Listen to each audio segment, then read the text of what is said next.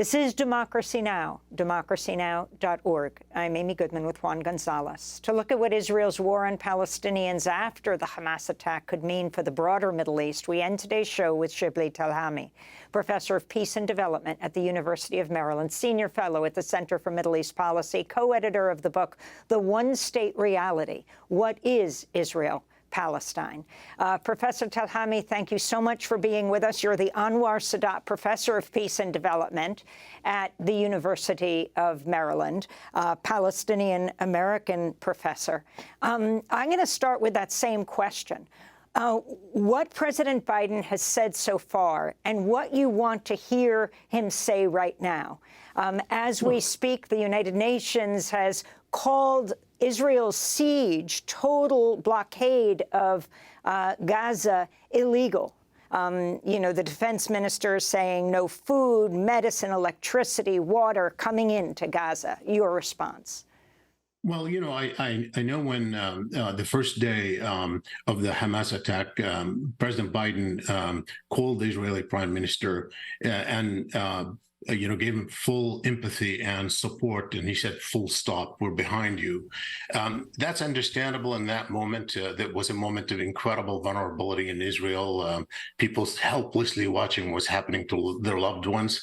And it was also a paradigm shift actually taking place at the same time about the nature of their superiority in that context, about the role of their army, the role of their security. So it was understandable that he would show affinity with them, to assure them, really the public more than the government, to say, we stand with you. Fine. But he has to go beyond that. Targeting civilians and recklessly endangering them is unacceptable. It doesn't matter whether it's Palestinian victims, Israeli victims, or any victims. There is no cause that justifies reckless treatment of civilians. And, we know in times of war like this, when emotions are really, really high, we understand that people who've been there can understand how hearts harden. There's demonization. There's an urge for vengeance. And if the President of the United States, the one who has the most influence from the outside on this issue, doesn't stand up for the moral principle that ought to be central here, it is a problem. That's something that a political leader must do in time of crisis like this. And I would even go a little further than that.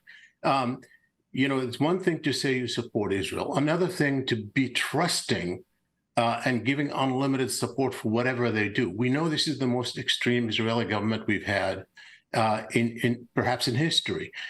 We know that some of them are calling for some outrageous outcomes in the Israeli-Palestinian situation. They have failed their own people. They couldn't defend, against Hamas in their own communities. It took them several days to, and it might not be over yet. The Israeli public is asking questions of whether they can trust the government, whether they can trust the military, whether they can trust the intelligence. Can we trust them to do the sort of things that they might want to do that implicate us in the end, not just in terms of support, but the consequences that might happen that can draw the U.S. in? So I think I would want the President of the United States to be very clear about the moral issue, as well as the idea that the United States has some interest it's going to have to look after. And Professor, I wanted to ask you, in terms of this vow of the Israeli government to eliminate Hamas completely and to do whatever is necessary to take control of Gaza. The long-term implications of this. First of all, there are 2.2 million people in Gaza. The ability of the Israeli army to continue to occupy and control that territory is really, it's far-fetched, not to mention that there are another 2 million Palestinians in the West Bank and 2 million Palestinians and Arabs within Israel itself. We're talking about the impact on those populations and the rest of the Arab world of a long assault and occupation of Gaza. Your expectation of what this could lead to? Well, first of all, let's start with the concept. It is dealt with as if it's a security problem emanating from one party, when in fact this is a deep political problem. There is no military solution, even if you destroy people and kill more people. Israel has a destructive power that is incredible. I mean, we're seeing some of that now, but that never in the past has solved the problem, and it won't again. It might postpone it a little bit more, but it's going to erupt in some form or another, even aside from the humanitarian disaster. So no, there is no solution, even if you create, separate from the obvious and immediate and central humanitarian issue, there is no political solution that could come out of destroying Hamas. Israel would then be left with another area of anarchy. And also, by the way, as this progresses, we can't be sure that Hezbollah is not going to be drawn in. Hezbollah doesn't want to go in my opinion, right now into the fight for a variety of reasons of its own interests.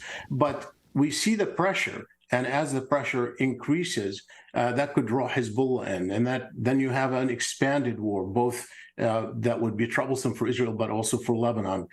So no, I don't think there is a military solution to this problem. This is not a military challenge. This is not a deterrence challenge. This is a political problem, and the occupation has to be addressed. And I would expect at some point, the president isn't going to say that today. He's not going to make that link. But in the end, we have to find a path to end the occupation. We want to thank you so much for being with us. We want to continue this discussion and post it at democracynow.org. University of Maryland Professor of Peace and Development, Shibley Telhami, Senior Fellow at the Center for Middle East Policy. I'm Amy Goodman with Juan Gonzalez for another edition of Democracy Now!